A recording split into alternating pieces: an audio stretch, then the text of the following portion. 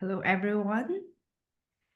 We're going to start a few minutes to wait for all the participants to be here.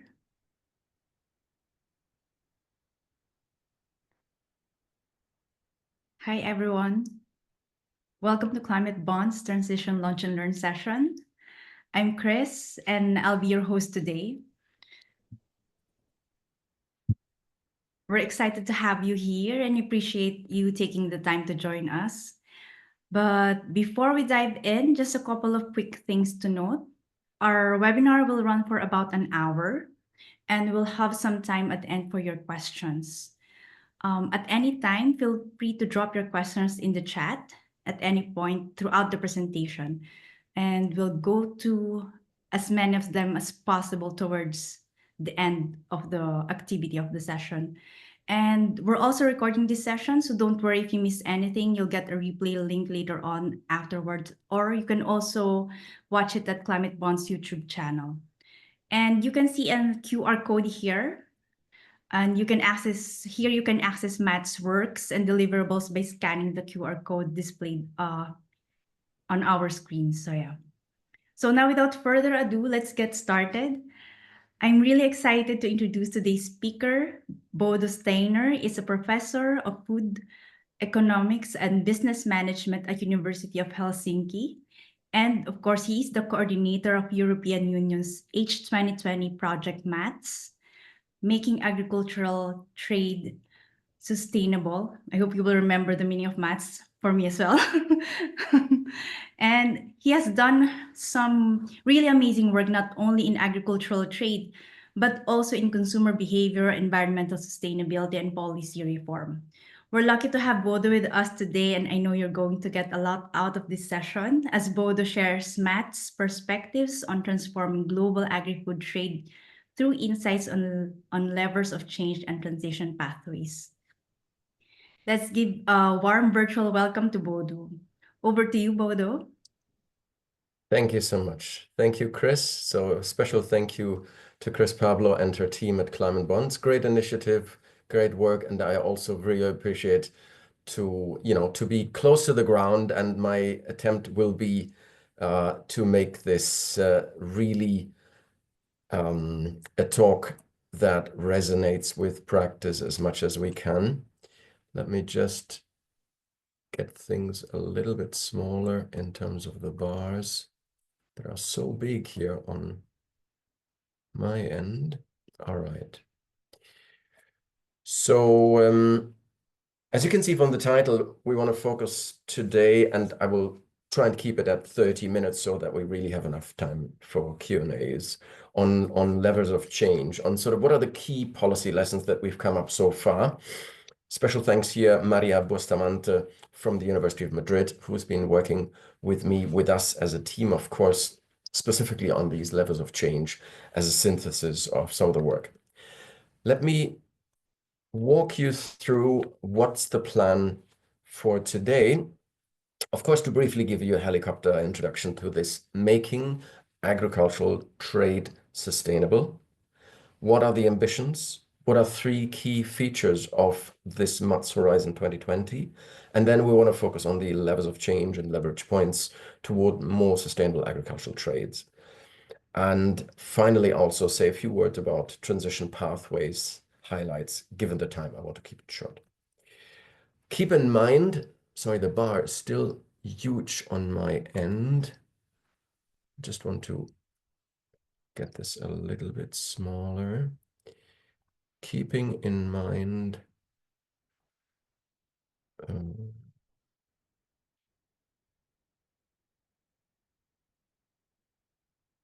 the bar is still taking a third of my screen. Well, let's see how it goes.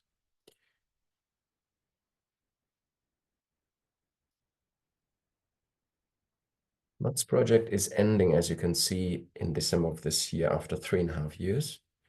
And I want to start also highlighting our project partners to give you the diversity that we have. In the top row, we have essentially colleagues from various NGOs and research centers, starting on the left with ESRF Tanzania, CERTINI Uganda, Oxfam is known, TNI, Transnational Institute, is in Amsterdam. In the middle row, you have essentially companies or equivalents, organizations that are associated sometimes with universities, like the World Trade Institute as such. And in the bottom row, you will have the universities that are part of our research consortium, including on the left-hand side, bottom left, the Northwestern University in South Africa, Athens, and the likes at the bottom row, like I say. Last but not least, University of Helsinki, bottom right. What are the project goals? What is the project goals? We want to really look at leverage points for change with regard to ag trade policy that foster positive and reduce negative impacts of trade. It's really at looking at sustainability impacts of agricultural trade with a focus on sustainable development and human rights, specifically with a focus on the SDGs that you can see here. And we want to try and really contribute in our specific ambitions to a trade system that supports local development in an environmentally and socially sustainable manner, which means we focus on trade governance at national, local, regional, and global level, with that emphasis, broadly speaking, on social sustainability. What does this mean really in practice? That we are trying to connect a micro perspective that could be local, regional, that could be individual farmer, consumer, with macro, global and national levels through different interdisciplinary analysis of trade regimes and their impacts, combining both qualitative and quantitative research methods as part of 15 case studies, into which I'll get in a second. What exactly do we mean here by trade regimes? Important. We're looking at institutional, regulatory, legal frameworks, primarily in the context of WTO, that is multilateral trading systems, bilateral and unilateral measures, above all, also voluntary sustainability standards, such as Global GAP, that may be familiar to many of you. Let's talk about the three key features. Number one, these 15 case studies connecting and integrating and implementing this multi-method analysis that I'll get into in a second. And also, importantly, I think we are looking at institutional and legal frameworks. So really, through the case studies, we're trying to focus on which institutional and legal frameworks are hindering more sustainable trade. How can we reform them partially, and the likes. So the case studies are really, as I would see them, as I see them, interconnected lighthouses of transparency. We really want to get stuff out for you, for policymakers, to check on what are the impacts of current practices, governance mechanisms, and standards. And in that sense, it's important to think of the interconnection here between, input and outputs. That is, several of the case studies are delivering outputs that we're using for modeling. So the micro level, on the ground level insights, prices, elasticities, surveys, etc., data on competitiveness, they flow in many cases into the models. So that's what we mean here by interconnected. We're looking at the impacts, specifically, of course, sustainability impacts in terms of triple bottom line, environmental, social, and economic sustainability of trade regimes at the country commodity level, specifically great emphasis on voluntary sustainability standards. I named the Global GAP before, and which I think distinguishes us from other research consortia that have a strong, if I may say, modeling focus, etc. We really want to look at the legal and regulatory barriers that affecting trade. Think of CBAM, Carbon Border Adjustment Mechanism. Think of EU deforestation regulation, etc. We're also then trying to say, what can we learn from these case studies with regard to transitioning from A to B, from today to the future? And thirdly, of course, that's why I'm here, we want to engage you and others in policy dialogue. I invite you to our final conference here. I'll put it in the chat again.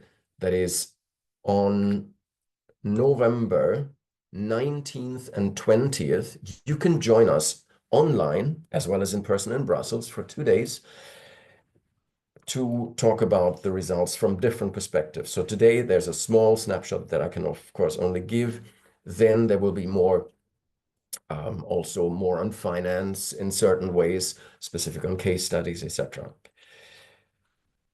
So without spending much time on this figure, it's still, first of all, you can find it on the website. Again, I just want to highlight in the middle, in our kind of working room, these 15 case studies really work closely with our modeling because we want to make it applicable. We want to see what does on-the-ground information on prices, on issues with regard to small-scale farmers, etc., how does that link with models that we do at a national or a global scale, thinking of carbon border adjustment mechanism, for example, hence feed in competitive data, trade-offs between SDGs, governance arrangements, as you can see it here. And above all, this focus on institutional, regulatory, and legal frameworks should then feed into our recommendations. So this is really the crux of the whole thing. The rest is nice to explain, but today we want to focus on the case studies and how they work, and especially what are the leverage points we get out of those. What are these case study beasts? If you look at these 4 areas which they cover, start from the top right, social sustainability, resilience, human rights, moving clockwise, market investment focus, a trade policy and governance focus, and finally an environment focus. All the case studies are to some extent covering those 4, but you can see looking at the top right that social sustainability is really mostly covered by most case studies. Kind of the strong emphasis here is not so much on the environmental sustainability. Yes, it is. But it's definitely here, we want to look at social sustainability in a strong way. And you can see the different country contexts and the different commodity contexts to which I will come back when we look at the different leverage points. Now, levers of change, what do we mean by the beasts? What are these leverage points and levers, and how do they actually relate to how we implement the case studies? So how do they relate to our methodological implementation? First note, there's a long literature, a lot of empirical studies that have to use the classic approach to say, look, a leverage point is there where we see with a minor intervention, think of a doctor, you will get a major change, a major improvement in health, right? Same story here. However, more recently, we take a slightly differentiated picture and say we distinguish the levers from the leverage points. So the levers are priority interventions that we're interested in, and the leverage points are key points of intervention, for example, in the global value chain we're looking at. So let's keep that in mind, and also remember, why do we make that distinction? Because we know that transformative change towards sustainable pathways requires more than scaling up our SDGs, scaling up sustainability initiatives. It really entails addressing levers and leverage points to change the whole fabric of legal, political, economic, and other social systems. That's coming out of a very nice classic paper here from 2020. So we want to take this at heart and therefore relate our leverage points and levers to our case studies, keeping in mind that this implies a certain prioritization for you also, right? Policymakers, implication, intervention. We need this prioritization underlying the levers and a hierarchy of leverage points to set a priority in the agenda, right? How does this relate to the very notion of leverage points, to the concept? Well, it relates because underlying is a causal relationship thinking that also relates to the purpose of cause and effect. So this combines theological thinking, purpose thinking, with causal relationship thinking implemented in these leverage points, which means we are asking, if we are changing something at the beginning and we look for the causal impact, what are the impact with regard to normative endpoints? And in our context, of course, normative endpoints are the SDGs we're talking about. So we're looking at what are the strategic interventions that are most sexy to policymakers to choose from if you want to lift up certain SDGs. Now, We do this in our case because of our multi-methods approach that captures this causality and purpose thinking, because we do this at three levels. The macro level, here you have the names of certain modeling frameworks that we're applying. At a meso level, we're looking at global value chains, for example, applying system dynamics modeling. And at the micro level, like I said, farmer surveys, consumer surveys, etc. And all those jointly are built on causality and predictive modeling assumption. And that is really implementing also conceptually what we want and mean by leverage points. So with regards to these levers of change, our MATS objectives here are the following: to provide for you actionable evidence on key leverage points that we hope contribute to a more sustainable agricultural trade out of the context that we investigated only, to provide naturally policy relevant insights for prioritization of the levels of change as priority interventions. And we asked ourselves, is that enough? And we thought we need to do more, that is to prioritize these leverage points to what we call strategic cross-cutting leverage points. How did we get there? How did we implement our whole prioritization?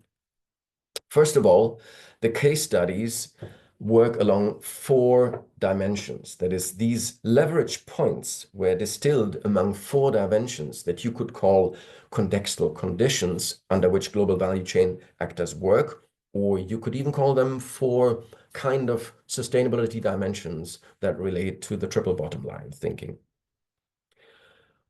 We find overall 31 leverage points. 15 relate to our dimension policies, governance, and regulations. 9 leverage points relate to economic and market elements. 1 to human capital, specifically knowledge and skills. And 6 to social conditions, social structures and conditions. To give you a highlight here, much of this relates to collaboration, strengthening the agency of smallholder farmers, creating synergies, etc. And it's about, of course, equitable and fair markets that we want to foster. I will get back to this in more detail in a second. Now, implementation means also, that is, how we try to write up our final reports and also the deliverables that you can read up. We want to implement and extract our lessons on 2 levels, that it's easy to see what is the context out of which we've been deriving these conclusions for prioritizations, and how did we do this? So we did this leverage point analysis, and the proposed strategic interventions, they come out of a 2-level thinking. If you look at the graph here in the middle, at the first level, we have a certain leverage point that comes out of what is in gray, the commodity context. That is, these commodities that we investigate in the case studies, and of course the country context in which different case studies have been implemented. Out of those, we can derive certain potential strategic interventions, which we hope are then lifting up SDGs that will be specified in a second. At a second level, at a more detailed level, we give you also as a reader interested to ask, could we transfer these leverage points to other contexts, to other projects, to other commodity or regional contexts? We give you also a case study specific condition that supports actions for change that we promote and suggest. You will find this in detail under this so-called deliverable 3.7 on the webpage, on the link that I shared you with regard to also the MATS conference, 19th and 20th. Having said this, we have now, if we want to go through these 4 dimensions and the leverage points that we have distilled out of those, I want to go through with you through some highlights from each one of those. So we have 15 leverage points that were identified under policies, governance, and regulation. And as you can see on the left-hand side, they relate to governance structures, power imbalances, and the like. Now, I simply want to highlight 2 examples out of 15. One is, if you look at the brown bar in the middle, to strengthen governance structures by ensuring accountability, due diligence, justice, and a thoughtful integration of social and environmental standards. Now, Thoughtful, this is the heading, is not a woke wording here. We really mean thoughtful in terms of make sure the transaction cost for small-scale farmers are not high, differentiate accordingly. Make sure when you, for example, now think of the delayed implementation of the EU Deforestation Directive, that there is some flexibility, that you do not overburden small scale versus large enterprises and the like. So this is just the aggregate wording. On the right-hand side, you can see in gray here from which commodity contexts does this leverage point come from, and from which countries and regions is it coming from, and which SDGs do we believe this could potentially lift up. A second one would be, we think we need more nuanced food policies to enhance ag sovereignty, including local agri-food products in national food security strategies, promoting price premiums for quality compliance of the farmers, enhance financial and technical support for farmers. I'll come back to this in a second in an adjacent objective. To adopt more sustainable production practices, think of global gap and the like, and to thereby also improve competitiveness. So of course, environmental sustainability, social sustainability, and financial sustainability is interlinked here. And again, you can see on the right-hand side from which commodity context and from which country context is this leverage point jumping out at us, and which SDGs do we believe it's going to lift up. Let's move to the human dimension, where we find there's one key leverage point out of a number of products and different country contexts here. Strengthen farmers' knowledge and skills to support sustainable production while bolstering their bargaining power and participation in decision-making. Again, you can see the commodity context and the country context and the SDGs we hope this could leverage. Finally, number 3, the social dimension, where we identified 6 leverage points, and I just want to highlight only one, given our time. And this one would be here, foster integration, synergy, and collaboration among stakeholders along the value chain by promoting equity and fairness.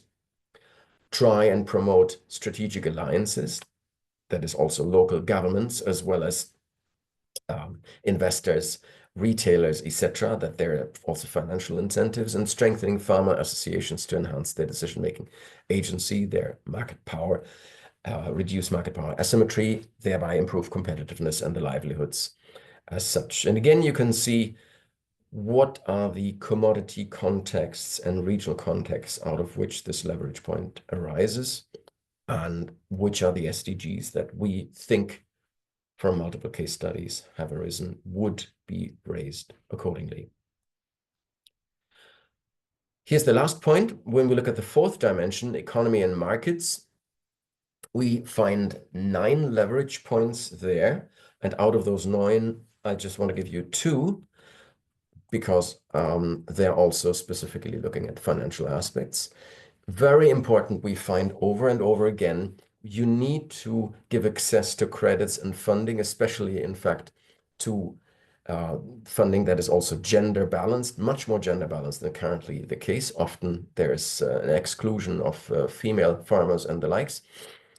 And that means we want to promote or see that alternative financing mechanisms are promoted and designed for farmers. For example, think of new microcredit systems to alleviate compliance costs with the implementation of new sustainability standards, of adopting global gap and the likes, to enhance productivity, competitiveness, and the resilience of small-scale farms. And again, you can see in the gray, what are the commodity and regional contexts out of which this jumps at us, and what are the SDGs that we think this could lift. Secondly, with regard to public and private investments that are needed, we think we need to promote investments in infrastructure and technology to enhance agricultural productivity and sustainability. And again, this will be not new to you, just like the first point when we're talking about microcredits. I find it sometimes, in fact, sad that these are themes that are reoccurring, again, very much aligned with previous studies, And it's a bit disheartening how limited progress, I would say, we've done in some areas, in some commodities, in others. Maybe in coffee, we see some more progress compared to others. It depends, I suppose, on the region. But in any case, you can see also here for the latter one, what are the regional commodity contexts and the SDGs that we believe this could lift up if we do get more investment in infrastructure. Let me just actually mention one particular case study where I was involved with regard to avocado and mango production in Kenya. It was so important, the distance to the nearest road, how much this improved market access for farmers and enabled them to link with the traders. So simple investment in infrastructure is apparently still making such a huge impact and still missing on a very basic level in certain cases. Now, like I said, and like you saw, we have 31 leverage points. We need to prioritize more. So we asked ourselves, how can we derive something that would be strategic cross-cutting intervention points? And along those lines, we tried to identify these strategic cross-cutting intervention points, which we think, if they are implemented together, should have much more power to make an impact to transform our current trade system. How did we define them? Because, of course, this is out of our own work. It's a definition that we've given ourselves by leverage points, which are coming out from more than 5 of the 15 MATS case studies and located in at least 2 regions out of the 4 that we investigated, which you can see here. So in that sense, we hope that this definition gives us a robustness to say these are really strategic cross-cutting intervention points that policymakers could look at. And let me emphasize why. Of course, to simplify for policymakers, for people from the practical level, to ask, where do we, enter this game? There's so much we can do. We need to have this prioritization. That's obvious. But it also takes into account the diversity of the different contexts. When you think of commodity contexts, regional contexts, and multi-actor realities, meaning multi-actors in global value chains. If we derive leverage points from different commodity value chains, we want to be confident that these results, these cross prioritization points that we derive, that they are stable and robust. And in that sense, they jump at us from different value chains. And that's why they are so important for us as key points of intervention. And perhaps also from another perspective, we think these could feed in the IPBES global assessment and make it more tangible in some ways from the perspective of agricultural trade and sustainability. Now, if we want to summarize perhaps this, which I always like to kind of, in a nutshell, bring it together in a figure that is also the whole process, how would this look like? First of all, imagine we have these strategic cross-cutting leverage points below the pivot of a lever. That is really a tool, like a handyman's tool, a lever, which is held by these actors, value chain actors, policymakers. They have the power to move the lever and to pivot the lever in different contexts, different case studies. This lever applies to our priority interventions.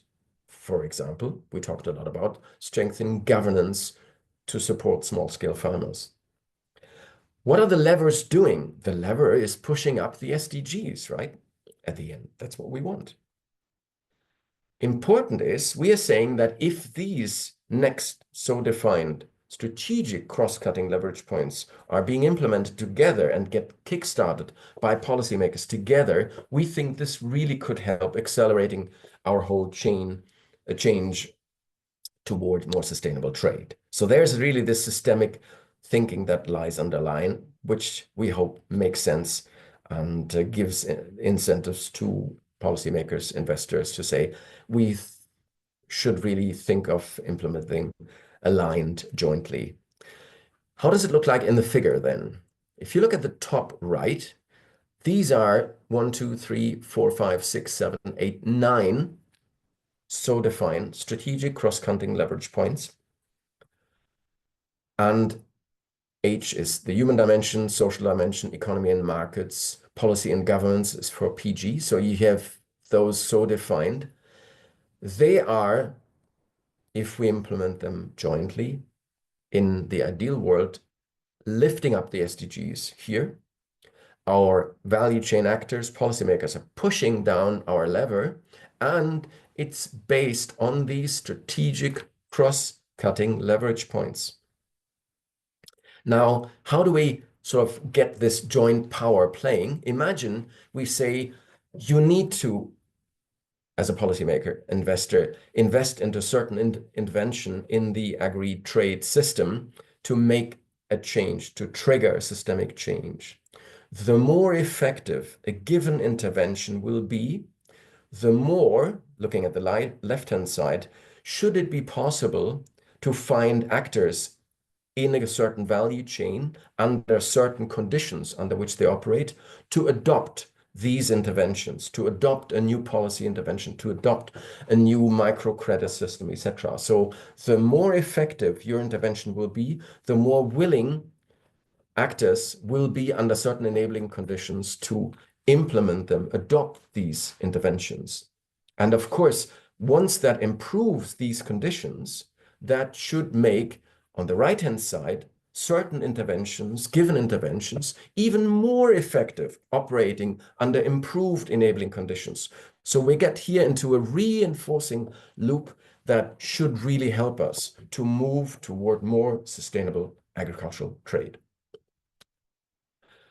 I want us to walk us for 5 minutes through these key overarching cross-cutting dimensions to really emphasize this last point, that is picking on the social dimension, where we identified rather, one as strategic cross-cutting, and we've seen this before even, that is this focus on small smallholder farmers, foster integration, synergy, collaboration among stakeholders along the value chain by promoting equity and fairness in price determination, forming strategic alliances, that is also financially supporting their formation, and from an institutional perspective, supporting strategic alliance formation at a regional level, strengthening farmers' associations to enhance their decision-making agency, competitiveness, livelihoods, and thereby we believe we lift up here on the right-hand side these SDGs. If we look at policy governance and regulation, we identified 3 of those cross-cutting points. Number 1 on top, strengthen governance structures by ensuring accountability, due diligence, and justice. I agree, big words, but accountability reoccurs all over, and I think it's very tangible why and how this could be an issue. Second, in the middle, nuance food policies to enhance agricultural sovereignty, include local ag products in national food security strategies. So here's also balancing between cash crops for export and national resilience, the resilience of local value chains, and enhance financial and technical support for farmers. Again, support the adoption of more sustainable production practices. Do not expect that the transaction costs for small-scale farmers are so low that this is just a magic wand that will just move forward by itself. It doesn't. And thirdly, also, we haven't talked enough about labor policy, enforced labor policy. Make sure that labor standards, also child labor issues, are being addressed appropriately. Economy and markets, we have 4 identified as strategic cross-cutting. The first 2 we've seen: promote alternative financing mechanisms designed for farmers to alleviate compliance costs with new regulations, with new sustainability standards. Again, think of deforestation regulation and the likes. Promote investment on the lower part of the screen, promote investment in infrastructure and technology. And number 3 and 4 would be enhance agricultural subsidies and financial instruments under performance-based models. Note, we're not saying give more ag subsidies. We are saying targeted subsidies that are conditioned on performance, right? Very important. While enforcing import restrictions and balancing cash crop open markets versus local markets, of course.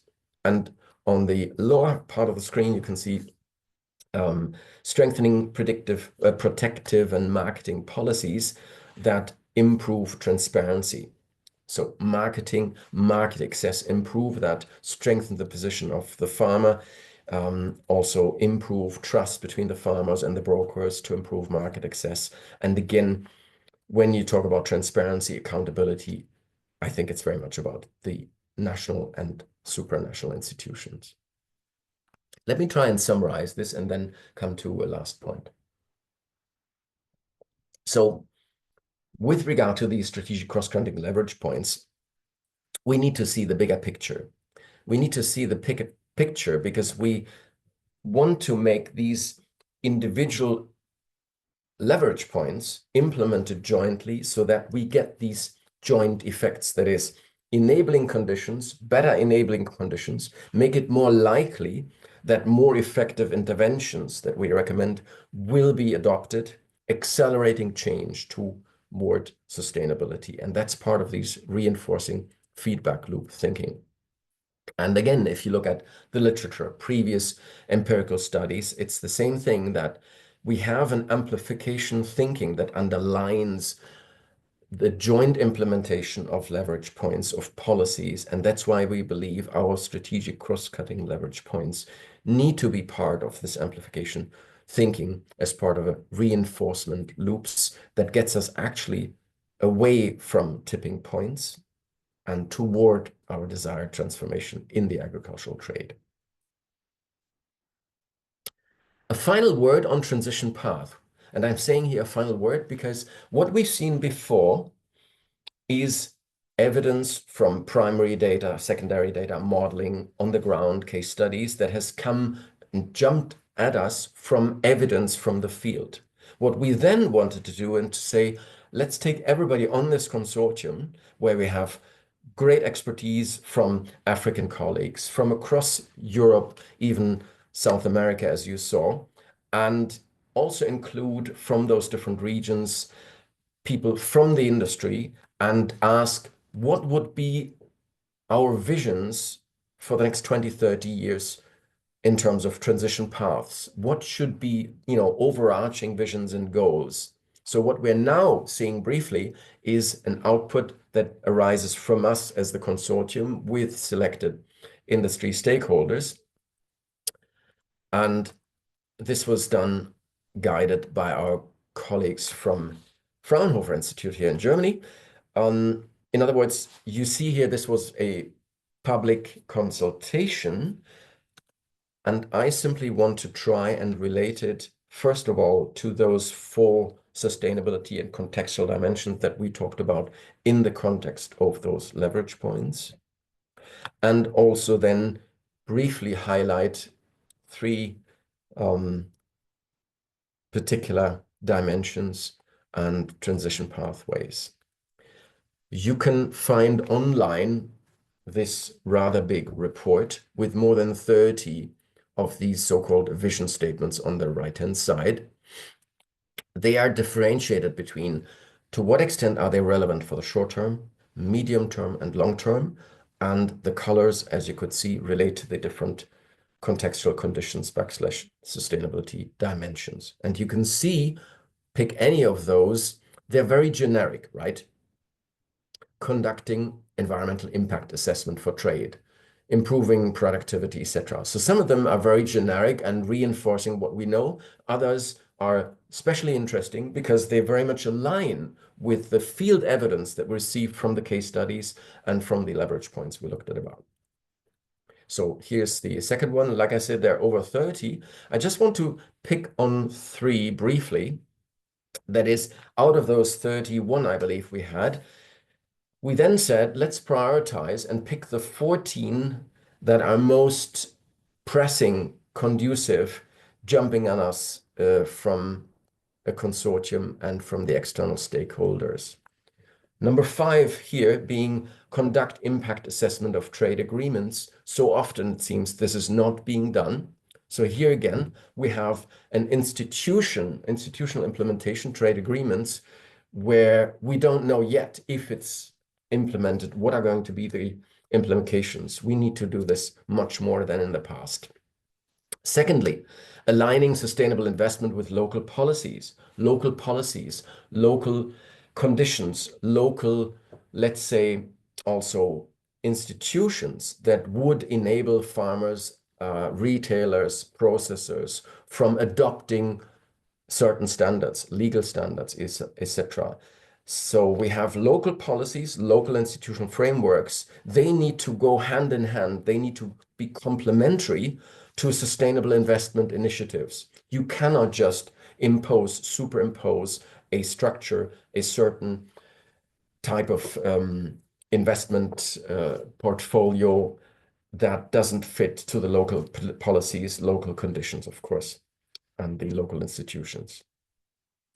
Number 10, introduce legislation to transform business models. In other words, you have, in many cases, processors, also farmers, cooperatives that have business models that seem very viable, but they're apparently under strain because the current legislation is either absent or missing accountability or not appropriate in terms of imposing too high transaction costs, right? So what relates to all these points that I just mentioned in the last 60 seconds? It's actually institutions. And I find it so amazing that this week the Nobel Prize in Economics was given to studies, especially by Darren Acemoglu, on how do institutions affect prosperity. I think we really see this not just out of the vision statements, but so much out of also the case study evidence and the leverage points that we have. So how improved institutions at different levels, national, local, supranational, can really promote prosperity. And also, secondly, we know that if we are raising prosperity and we are increasing income equality, that will subsequently improve the capacity of countries in collecting taxes, in being more accountable vis-a-vis their citizens. And if I may just advertise a work that we did, we looked at data from 1870, and we asked to what extent does a reduction of inequality help us to improve the legal, fiscal, and collective capacity of a country? And the answer was it does, apparently, right? So for me, institutions at all these levels we talked about, the frameworks that are supporting the introduction of new financial instruments are so important. And I really think MATS has at different micro levels given support to that finding. That's all I wanted to say. Thank you so much for listening, and I very much look forward to your question. Thank you so much for that insightful presentation, Bodo. It felt like a crash course on how to transform global agricultural trade. So thank you for that overview, also for the cases that you have. Now we have some time for questions from the audience. I think we have one. So if anyone still have some question, please go ahead and type them to the chat and we'll do our best to answer them. But for the first one, the first question is from William. How can his organization in Nigeria be involved? Bodo, do you like to take this one? Of course, of course. Formally, I note, as you probably know from all these research projects, formally we cannot accept new partners, but we are always looking, also from whoever listens now, really, we're always looking for data to say, look, number one, do you have some case study evidence? Do you have some surveys that you want to share with us so we could run it through our little machine in a sense and feed it back to you? And secondly, of course, if you have a specific commodity or country context, and let's say you say, we found this issue is an issue in our particular country and commodity context, I would be very happy to connect you with other case study leaders where I know they have addressed similar issues. And then perhaps they can give you feedback on lessons learned in that sense. So very happy. Just write me an email and be in touch. All right. And for the second question, Bodo, I'm just curious, for instance, how does MATS engage policymakers or government or even investors, if it's applicable, to move forward the identified priority investments that you've talked about in each of the... Sure. I mean, for sure, it's different in all of the cases, the case studies. So yes. So on the one hand, we are trying to do this with our local partners. Mhm. You have seen there's Seatini that works with the University of Moshi and other colleagues that are working with businesses to implement some new business models in the context of Tanzania, Kenya, for example. We have Seatini from Uganda, where we're also thinking of what is relevant. How do we translate these lessons to policymakers? And of course, it's down to our local partners to keep in touch and to kind of raise the interest on a higher level, meaning EU. This is an EU project. The challenge really is, and it's a good question, to reach policymakers. If we go, we've been going to Brussels. If you go to Brussels and you want to engage policymakers, that is really people sitting in the parliament, people sitting in different committees of FAO, of course, it's super difficult to get their attention, but that's all we can do. So we have connections to different DGs, etc. We are sending our reports. We're sending, different policy briefs.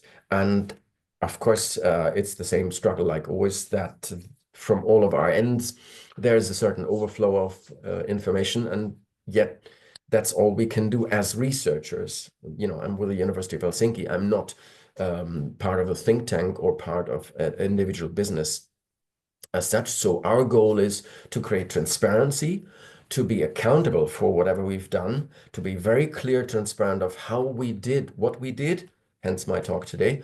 And then I would be super happy to connect you with also different businesses that are part of our consortium.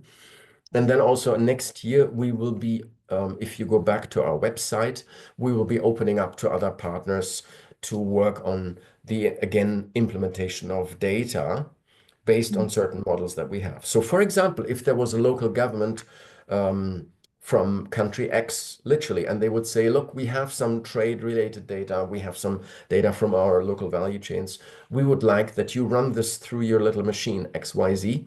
We will do this, no issue, because we're interested to see how applicable are the different tools that we try to derive to different contexts we haven't been looking at before. Note, we're trying to talk about MATS, making agricultural trade sustainable on a global level, without even thinking about China and India, right? How complicated is that? Right. I mean, yeah, we have 14 project partners, 15 case studies. What can you do, given limited lifespan and the fact that we all have other things and projects to do? So again, this is a very limited project and a very modest project if you think of the global scale of problems in the context of agricultural trade. Mhm. Super interesting. And we have some questions also from the chat. In the context of access to funding and knowledge sharing, what specific strategies do you see as the most effective in building these supportive networks across regions and sectors? Access for Very broad funding. one. Good question again. And my answer would be it depends, first of all, on the commodity context that we see. So, in some cases, you have, when it comes feedback that we receive, for example, access to microcredits, we have really female farmers being locked out in certain regions, in certain countries, in certain commodities. That's a clear case. In other cases, it's not. So, improving access to funding and knowledge sharing, education, in those cases. Again, these are all the obvious things, but it's so striking that you still have to change local norms through education that I think we also, as Europe, in terms of, having screwed up in so many ways, thinking of our colonial past, our project partners and trade partners in the past, we need also to support, in that sense, the conditions that enable the access to funding to flow more equitably, that norms will change. So I have nothing specific really and new. It's really from when we think of coffee, when we think of avocado farmers, for example, it was more interesting, avocado and mango, you seem to have a much more equitable access to finance and role of female farmers relative in That's some right. cases to coffee, as an example. So I can give you these differences. Mm. But what specific strategies? I can only say improve accountability of institutions. We did not specifically invest corruption, but wherever you look in the world, including in Europe, of course, accountability of institutions, corruption goes hand in hand. So if you want to make sure that funding does not go in certain holes, what do? We all know about this, but to be very precise, hence again, I appreciate the question, but to be very precise is almost impossible. I would look at those levers where we know, for example, a lack of access, a disrespect of female farmers to get bank credits. That needs to be changed, and it can be changed, right? Why is it still an issue after so many years and decades? Yeah, In I that sense, totally agree with it's a you, but very simple yeah. and would be a very effective way, because in many cases, think about also the excess that we've seen at the level of coffee, of mango, goats, and olives, etc. Of course, today the farmers are using technology in terms of laptops, in terms of cell phones, etc. And if you are uh, female farmers using all those technologies, and at the same time you cannot access microcredit through a platform, through online, etc. It seems crazy.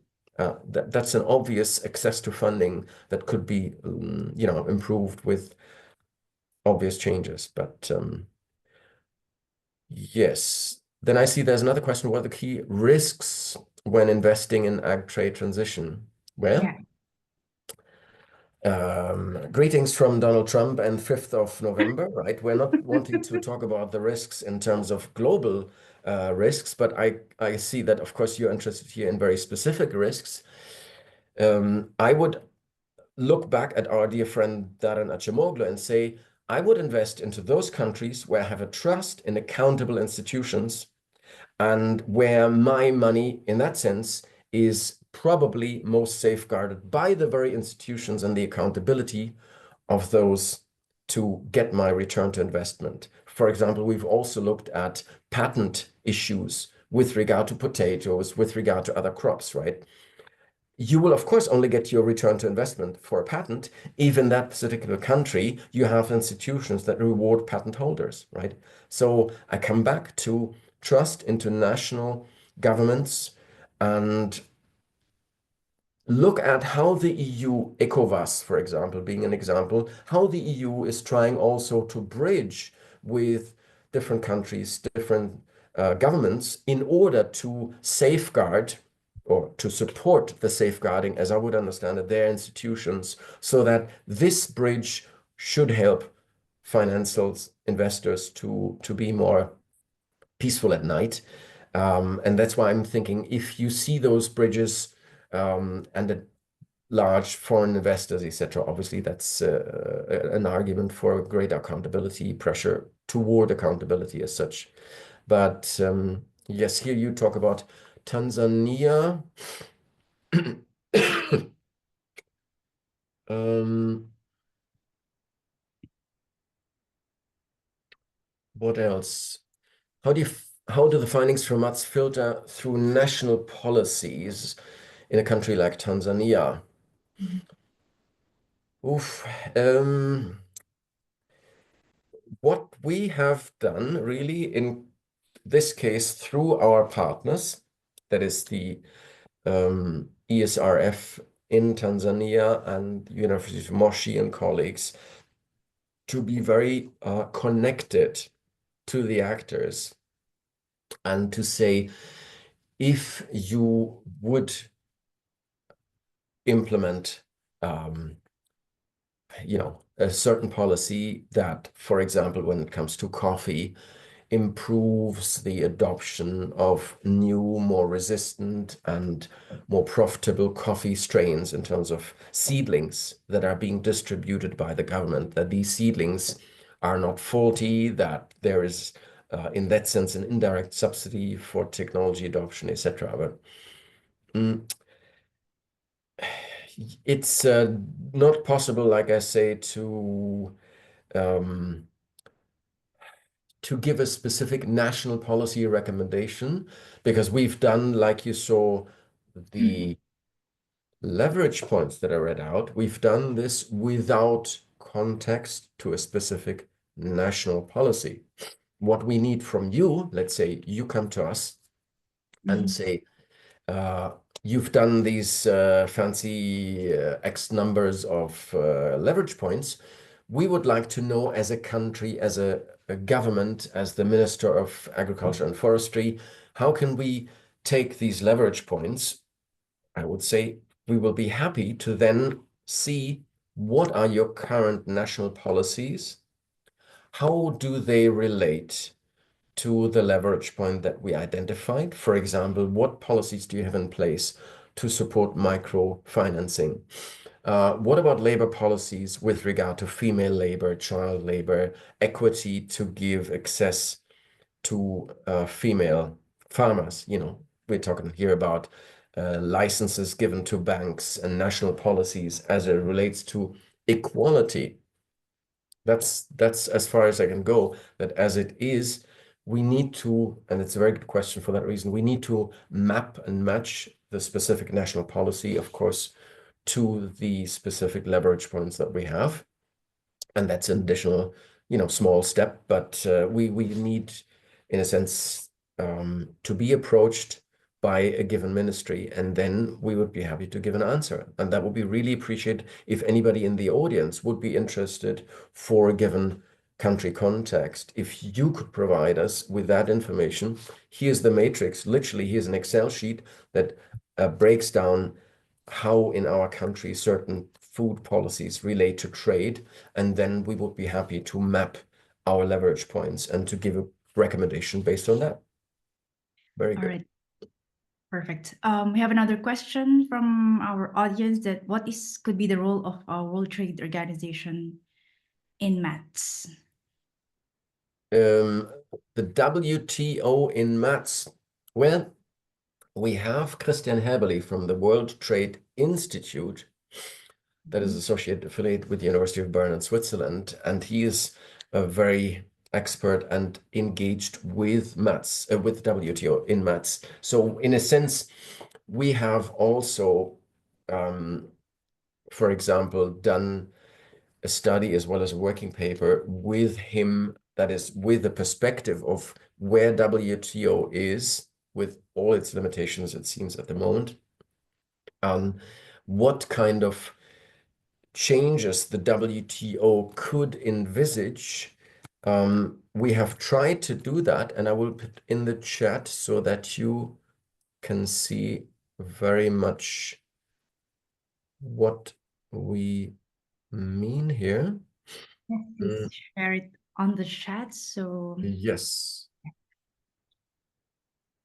Okay, so that this is really, it's called discussion paper on the feasibility of changes in trade relations and instruments, and it's specifically on the WTO. So great question. I'll put it into the chat if you download it here.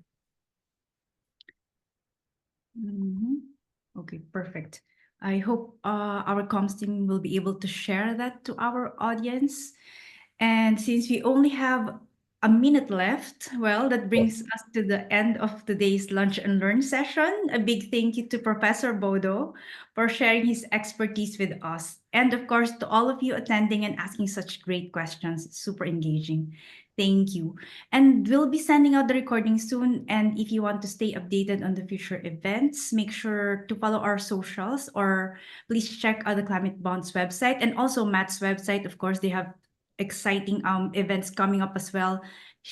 Bodo actually sent a link a while ago for the event that is upcoming. Please check it. And thanks again for spending your time with us. And we hope to see you at our next Lunch and Learn session. Thank you so much, everyone, and enjoy the rest of the day. Thank you. Thank you, and thanks to the audience for the questions. Much appreciated. Bye.